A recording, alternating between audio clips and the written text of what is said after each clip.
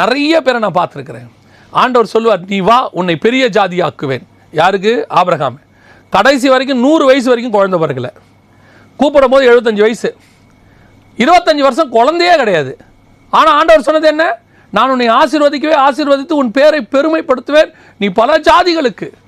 இல்லையே, ஒன்று கூட இல்லையே. ஆப்போசிட். யோசேப்பு ஈசாக்கு கிட்ட சொல்றாரு, இந்த தேசத்தில் இரு, நான் உன்னை ஆசீர்வதிப்பேன். ஆனால் இருக்கிற துறவையும் தூர்த்து போடுறான், இருக்கிற கிணறையும் மூடி போடுறானுங்க. ஒரு துறவை தோன்னா உடனே மூடி போட்டுறான். ஆண்டவர் சொல்றார் யாக்கோபு கிட்ட, நான் உன்னை ஆசீர்வதிச்சு உன்னை இங்கே கூட்டிகிட்டு வருவேன். அங்கே போனால் இருக்கிறதெல்லாம் லாபான் ஏமாற்றிக்கிட்டு இருக்கிறான்.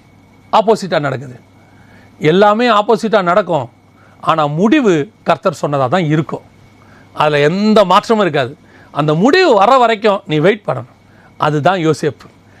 ஜெயிலில் போட்டாச்சுங்க, எந்த நேரத்தில் வேணால் தூக்கில் போடுவாங்க. தூக்கு கயிறு கழுத்தில் மாட்டினாலும் சரி, தூக்கு கயிறு அருமை ஒழிய கர்த்தருடைய வார்த்தை மாறாது. இதான் முடிஞ்சிருச்சும்பாங்க. எனக்கு ஒரு ஆண்டவர் ஒரு காரியம் சொல்லியிருக்கிறார், அதை சொல்லிட்டு நான் ஜெபம் பண்ணுறேன். கர்த்தர் இடத்துல எண்டே கிடையாது, பெண்டு தான் இருக்குது. எண்டு மாதிரி போயிட்டே இருப்போம், கடைசியில் பார்த்தா அங்கே ஒரு பெண்டு இருக்கும். அப்படியே வளைச்சி ஆண்டவர் கூட்டிகிட்டு போயிருப்பார். நம்ம பார்வைக்கு அது எண்டு மாதிரி தெரியும்.